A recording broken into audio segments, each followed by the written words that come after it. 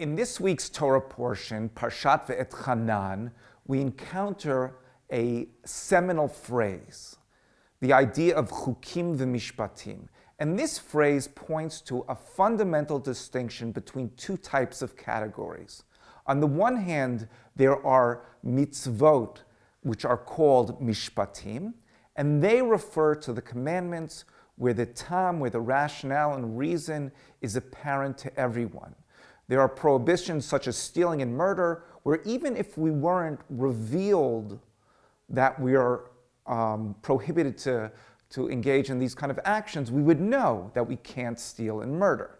And this is contrasted with other commandments which are chukim. And in chukim, the reason and the rationale is hidden from human beings. For example, the commandment of parah adumah, red heifer, the reason is inexplicable. What we learn from this fundamental distinction is that Jewish thinkers throughout the ages have argued that the commandments, at least the majority of the commandments, have a tam, have a rationale and a reason, and they're beneficial to human beings.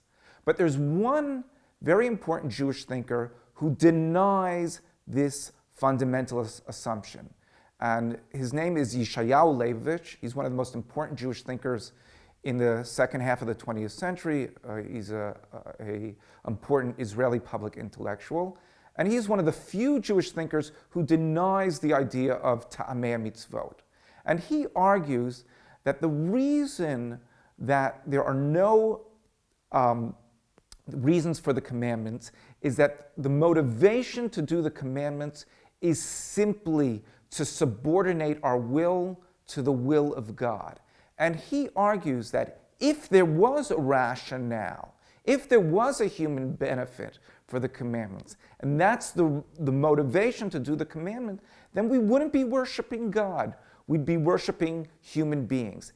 And at the heart of the notion of avodat Hashem, to worship God, and what distinguishes Judaism from other religions is that God is at the center, that we worship God, that we do the commandments simply as an expression of our commitment to God.